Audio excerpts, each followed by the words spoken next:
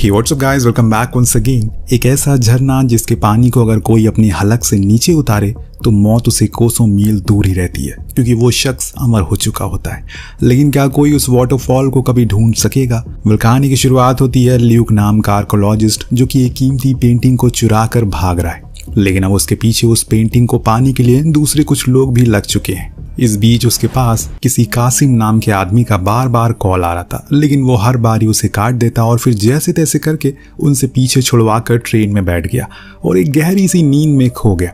इस दौरान उसे एक सपना आया कि वो एक रहस्यमयी जगह पर है जहां उसने एक कीमती मास्क को चुराया है।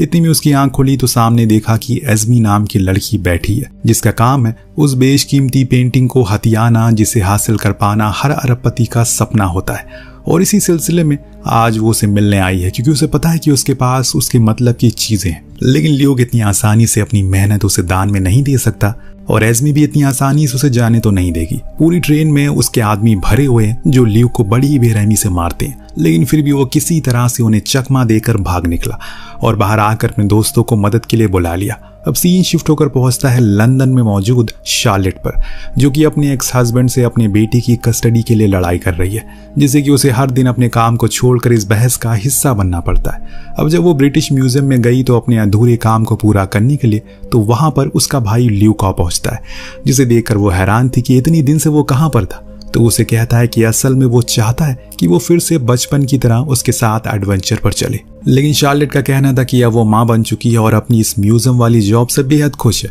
इन्हीं बातों के बीच ल्यूक कब वहां से कीमती पेंटिंग को चुरा लेता है, शार्लेट को पता ही नहीं चलता। वो तो अलार्म बज गया, जिससे अब शार्लेट उसके पीछे भागती है और बाहर आकर उसे पेंटिंग लौटाने को कहती है। लेकिन ल्यूक कहता है पहले उसे उसके साथ बैठना होगा, इसीलिए अब उसे मजबूरन उसकी इस विंटेज कार में बैठना पड़ जाता है, जिसे उसने एक करोड़पति के घर से चुराई थी। मतलब कोई भी चीज़ इसकी खुद की नहीं है। खैर, अब तेज और खतरनाक मोड़ के साथ वो कार को भगाना शुरू करता है और इनके पीछे शहर की पूरी पुलिस लग चुकी है।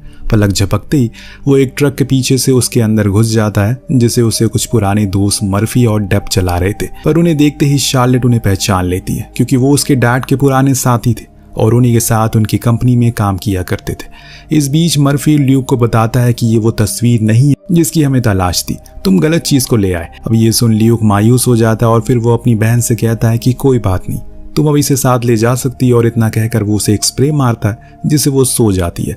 फिर जब उसकी आंख खुलती है तो वो एक पार्क में बैठी थी, जहां वो सीधा म्यूजियम गई, जहां मौजूद इंस्पेक्टर जमाल ने उसे देखकर कहा, लगता है कि तुम अपने भाई के साथ इस चोरी में शामिल हो। लेकिन इससे पहले कि वो उसे कुछ कर पाता ही नहीं, पता चलता है कि किसी ने उस चुराई हुई पेंटिंग को अपनी पुरानी जगह पर लगा दिया है।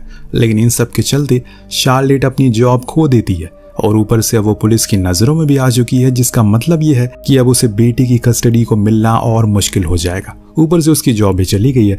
अब वो भागते हुए ल्यूक के खुफिया अड्डे पर पहुंची, जहां पर दुनिया के हर कोने से चुराई हुई अरबों की चीजें रखी हुई है। लेकिन आज उसे किसी और चीज की तलाश है, जिसका जिक्र सिर्फ आज नहीं बल्कि इंसानी वजूद से पहले से होते हुए आ रहा है, और इसे कहा जाता है फाउंटेन ऑफ यूथ, यानी कि जवानी का झरना, जिसे पीने पर इंसान सिर्फ अमर नहीं होता बल्कि इतना अमीर हो जाता है कि वो दुनिया को 4000 बार खाना खिला पाएगा। लेकिन ये सब ल्यूक अकेले नहीं कर सकता, बल्कि उसका साथ दे रहे हैं ओवन नाम का एक बिलियनर, जिसे असल में कैंसर है, और वो चाहता है कि ल्यूक उसके लिए उस फाउंटेन को खोज कर लाए, जिसके बदले में वो उसे मुंह मांगी रकम देने को तैयार है। जब शार्लेट ने यह सारा किस्सा सुना तो उसे सिर्फ एक कल्पना लगी और इंसानों द्वारा बनाई गई कहानी। लेकिन ल्यूक का कहना था कि कहानियां तभी बनती है जब उसमें से लाख सच होते हैं। इस झरने का जिक्र हर धर्म की किताबों और हर बुक में है जो ईश्वर से जुड़ी है, पर ईश्वर ने इसकी मौजूदगी वाली जगह को सबसे छुपा कर रखा है। सिर्फ एक परिवार है जिसकी पीढ़ी दर पीढ़ी उस रास्ते की रक्षा कर रही है, जिसे कि रास्ते का रक्षक कहा जाता है। और मुझे कहीं ना कहीं लगता है कि एज़मी उन्हीं परिवार का हिस्सा है, क्योंकि उसे कुछ तो मालूम है जो किसी को नहीं पता है। लेकिन सन 1600 में हुक्मरानों का कब्जा था, तो दुनिया के 6 मशहूर कलाकारों ने उस जगह के रास्ते की न जाने कैसे, लेकिन उन्हें जानकारी मिल गई। उन्होंने उस लोकेशन को 6 पेंटिंग में छुपा दिया, जिसे अभी तक ल्यूक चुरा रहा था, जिसमें हर एक पेंटिंग में लैटिन में कुछ लिखा था, पर वो क्या था इन्हें अभी तक समझ में नहीं आया। तभी शार्लेट बताती है कि उसने एक असली रेम्ब्रेंट पेंटिंग की जगह एक फर्स्ट कॉपी को चुरा लिया है। तब ओवेन उसे असली वाले के बारे में कुछ सुराग देने को कहता है, लेकिन शार्लेट इन सब कामों में दाखिल नहीं होना चाहती। तब ओवेन उसे एक डील ऑफर करता है, अगर वो उसकी मदद करेगा तो काम हो जाने के बाद वो दुनिया के टॉप लॉयर को उसके लिए हायर करेगा, ताकि उसे उसके बेटी की कस्टडी मिल जाए और बाद में उसकी पुरानी जॉब भी। काफी देर सोचने के बाद शार्लेट उन्हें एक सुराग देती है कि वेंडरबिल्ट परिवार के बारे में और ज्यादा जानकारी इकट्ठा करो, वो ही तुम्हारी खजाने की चाबी है। उसके बाद शाम में ल्यूक कैफे में बैठकर वेंडरबिल्ट के बारे में पढ़ रहा होता है कि तभी उसे वहां पे एस्मी मिलती है, जिसने उसे धमकाया कि इस खोज से पीछे हट जाओ वरना मैं तुम्हारी पूरी टीम को खत्म कर दूंगी। लेकिन ल्यूक के ऊपर इस धमकी का कोई असर नहीं पड़ा। अब इसके बाद वो अपने भांजे के कॉन्सर्ट में गया जहां पर शार्लेट भी मौजूद थी, जिसे उन्हें बताया कि वो उसे असली पेंटिंग का पता चल चुका है, उसे आखिरी बार कहां पर देखा गया था। बातों ही बातों में वो उसे भी मना लेता है अपने साथ चलने के लिए और फिर हम पूरी टीम को आयरलैंड में देखते हैं। दरअसल उस पेंटिंग को आखिरी बार एक शिप में देखा गया था जो कि डूब चुका है और अभी महासागर के नीचे है, पर इन्हें वो पेंटिंग किसी भी हाल में चाहिए और इसीलिए ये लोग क्या करते हैं कि सबसे पहले तो एक ड्रोन को नीचे भेजते हैं जिसने उस डूबे हुए शिप को फर्स्ट क्लास वाले हिस्से को काट दिया और फिर उसके पास एक स्विमर बैलून लगा दिया जिसकी मदद से वो अपने आप ही पानी के ऊपर आ जाता है। यानी कि अब इनका काम और भी आसान हो चुका है। तुरंत ही ल्यूक और शार्लेट उसके अंदर गए और एक एक चीजों को खंगालना शुरू कर देते हैं। इस दौरान उन्हें एक लॉकर भी मिलता है जिसके अंदर कुछ कीमती ज्वेलरी थी जिन्हें ल्यूक चुराना चाहता है, पर शार्लेट उसे ऐसा करने से मना करती है। वो कोई लुटेरे नहीं है, तो इसीलिए हम वही ढूंढेंगे जिसके लिए हम यहाँ पर आए। वहीं दूसरी शिप में मौजूद टीममेट्स को रडार में किसी के आने की खबर लगती है। दरअसल ये कोई और नहीं बल्कि एस्मी और उसके लोग थे, जिन्हें पता चल चुका है कि ल्यूक और उसके लोगों को आखिर बची हुई पेंटिंग के बारे में पता चल चुका है। लेकिन हर बारी एस्मी हर जगह क्यों आ जाती है? क्या सच में जो ल्यूक ने कहा वो सच था? खैर अब इधर ये दोनों भाई बहन तो जैसे तैसे करके वो पेंटिंग फाइनली मिल ही जाती है, जिसे वो काफी खुश थे। लेकिन इससे पहले कि वो वहां से निकल पाते, जो स्विम बैलून लगाए हुए थे वो धीरे धीरे करके खराब होते जा रहे। यानी कि अब इसका मतलब ये है कि अब शिप का वो हिस्सा ज्यादा देर ऊपर नहीं रह पाएगा, जिसका असर हम देख भी सकते हैं कि कैसे पानी अब तेजी से भरता जा रहा है। इसीलिए ये दोनों फौरन ऊपर आते हैं कि तभी उनके सामने आ गए एस्मी और उसके लोग जो पूरी तरह से हथियारों से लैस थे।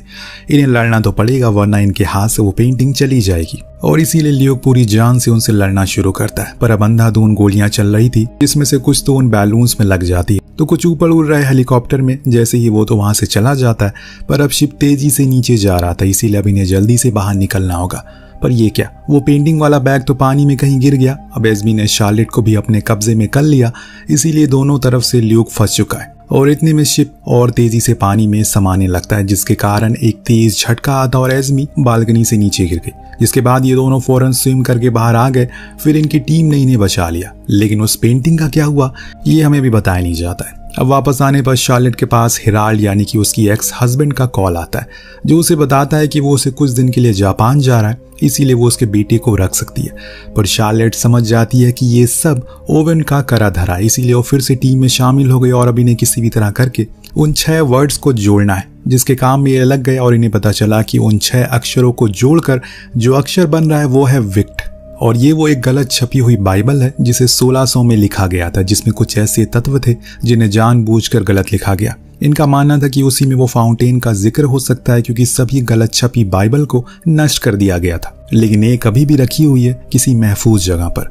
तभी अचानक वहां पर इंस्पेक्टर जमाल अपनी टीम के साथ टपक पड़ते हैं और इन्हें रंगे हाथों दबोच लिया जाता है। लेकिन उसके पीछे कासिम आ गया जिसने उन्हें दबोच लिया और अब उसके अंदर हर कोई तनाव भरे माहौल में शामिल हो चुका है। लियो कासिम को एक डील ऑफर करता है कि उसकी टीम को जाने दो, जिसके बदले में वो उसे सारी पेंटिंग दे देगा। अब वो मान गया और फिर पेंटिंग लाने के बहाने ल्यूक ने किया क्या, म्यूजिक को लाउड कर दिया और टेबल के नीचे बैठ गया। इसी मौके का फायदा उठाकर पुलिस ने गुंडों पर धावा बोल दिया। फिर दोनों तरफ से अंधाधुंध गोलियां चलना शुरू हो गई। इसी बीच ल्यूक पीछे वाले रास्ते से भाग निकलता है अपनी टीम के साथ। हालांकि पुलिस ने सभी को मार दिया पर उन्हें वो पेंटिंग नहीं मिली, लेकिन हाँ सुराग जरूर मिल गया कि वो विक्ट बाइबल का। दूसरे सीन में हम ल्यूक को एक रेगिस्तान के बीच में देख जहां पर वो सोने के कलेश में पानी पी रहा है कि तभी उसके सामने खड़े शार्लेट और थॉमस तेजी से बूढ़े होने लगते हैं, जिन्हें देखकर वो कलश तोड़ देता है और बूम, तभी उसकी आंख खुल जाती है और हमें पता चला कि ये बस एक सपना था। दरअसल अब ये लोग ऑस्ट्रिया जा रहे हैं उस बाइबल की तलाश में और इस बारी उनके साथ थॉमस भी है। ऑस्ट्रिया नेशनल म्यूजियम में इन लोगों को आसानी से एंट्री मिल जाती है क्योंकि वहां पर ओवम के अच्छे पैसे इन्वेस्ट किए थे, जो कि अभी थॉमस के साथ एक कैफे में बैठकर उसे अमीर बनने के तरीके बता रहा है। इधर इन तीनों को उस जगह पर जाने का मौका मिल जाता है जहां पर वो बाइबल रखी हुई थी, जिसे देखकर ये भी हैरान थे कि अभी तक इसे कैसे संभाल कर रखा गया है। उधर बाहर खड़ा इनका एक साथी देखता है कि म्यूजियम में एस्मी के लोग भी पहुंच चुके हैं। यार ये एस्मी हर जगह पहुंच जाती है, इसीलिए वो इस बारे में ल्यूक को जानकारी देता है और वहां वो स्टाफ मेंबर इन्हें बताती है असल में एक और गलती की वजह से इस बाइबल को आज तक किसी ने ढूंढा नहीं। इस बीच बाहर ल्यूक को एस्मी से मुलाकात हो जाती है। फिर क्या था, दोनों में भयंकर भिड़ंत होती है लेकिन अंत में जीत ल्यूक की होती है। पर अब ये लोग बाहर ही नहीं निकल सकते, इसीलिए इन्हें अब प्लान बी अपनाना होगा, जिसके लिए वो उसी जगह पर छोटा धमाका करते हैं, जिससे होता ये है कि वहाँ एक रास्ता बन गया, जिसकी मदद से ये लोग बाहर मैनहोल के जरिए फरार हो गए उस बाइबल को लेकर। इस बीच ओवन पर भी कुछ लोग हमला करते हैं, लेकिन ओवन ने उन्हें जमकर सामना किया और थॉमस को कुछ भी होने नहीं दिया। इधर ये जमाल अपने लोगों के साथ म्यूजियम में पहुंचा और छानबीन करना शुरू कर दिया, और इधर होटल में ये लोग उस बाइबल के बॉर्डर पर लिखे 7 वर्ड को समझने की कोशिश करते हैं, लेकिन किसी को कुछ समझ नहीं आता असल में वो क्या है। इस बीच शार्लेट टीम छोड़ने की बात करती है, क्योंकि अब उसके बेटे पर भी खतरा मंडराने लगा है। इस दौरान थॉमस उन्हें बताता है कि ये 7 वर्ड असल में 7 संगीत के सुर हैं, जो कि एक पुराने गाने से मैच होते हैं, जिसमें 7 अजूबों का जिक्र किया गया है। ये लोग 7 अजूबों को मैप पर देखते हैं, फिर उस पेंटिंग से मिले रास्ते को उसे मैच करते हैं। सब कुछ सही था सिवाय गीजा के पिरामिड के, यानी कि जिस चीज की इन्हें तलाश है वो वहीं पर है। इसीलिए पूरी टीम मिस्र के लिए निकल पड़ती है। वहीं दूसरी ओर एज़मी को प्रोटेक्टर का लीडर एक खास किस्म की चाबी देता है, जिसे वो उस झरने को रोक सकती है। और इधर ये शार्लेट ने जब ओवेम की सिक्योरिटी के हाथों में इतने सारे बैग को देखा तो हैरान रह गई कि ये किस लिए है, लेकिन ओवेम उन्हें कुछ नहीं बताता। गाइड ने इन्हें अंदर तक ले गए, पर उस सीक्रेट चेंबर को खोलने की अथॉरिटी उसके पास भी नहीं थी। इसीलिए अब ओवेम के लोग उस बैग को खोलते हैं और उसमें से बाहर आती है डिगिंग मशीन, जिसे देखकर वो गाइड उन्हें ऐसा करने से मना करता है। यहाँ तक कि शार्लेट भी मना करती है, लेकिन अब ओवेम का बर्ताव अजीब होता जा रहा है। उधर जमाल पुलिस फोर्स को लेकर आ रहा है तो सिक्योरिटी वाले उस पर गोलियां बरसाना शुरू करते हैं। उधर से जवाबी कार्रवाई होती है। इस बीच हम एज़मी को भी देखते हैं, जो दूर खड़ी ये सब देख रही थी। टीम डिग करके नीचे पहुंची, जहां उनके सामने एक खास किस्म का स्ट्रक्चर था जिसे हिला पाना असंभव था। इसीलिए ये लोग उसे तोड़ने की कोशिश करने लगते हैं, लेकिन ल्यूक और शार्लेट ने उन्हें ऐसा करने से मना किया। तभी थॉमस वहां पर पुराने कुछ अजीब तरह के इंस्ट्रूमेंट को प्ले करने लग गया, जिससे एक ध्वनि निकली और फिर अपने आप ही वो स्ट्रक्चर खुल गया। इसमें ये लोग नीचे गए तो वहां तहखाना मौजूद था, जिसकी दीवारों पर कुछ प्राचीन किस्म की आकृतियां बनी थी।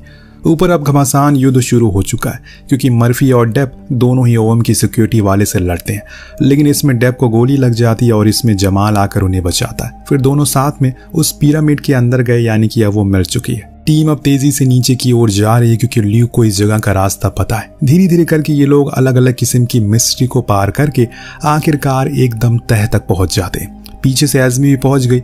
बीच में इन्हें पानी की जगह मिल जाती है, जहां पर थोड़ा सा पानी इकट्ठा था। तब ओवेम ल्यूक से कहता है कि पहले वो पानी पिएगा, जो सुन शार्लेट समझ गई कि वो बीमार नहीं था, बल्कि बस उसे बेचकर खुद अमीर बनना चाहता है। इसीलिए वहां की दीवारों पर लिखी प्राचीन शब्दों को वर्णन करने लगती है, जैसे कि अगर कोई इसके काबिल नहीं है तो वो इसे नहीं पी पाएगा, वरना अमर की जगह वो श्रापित हो जाएगा।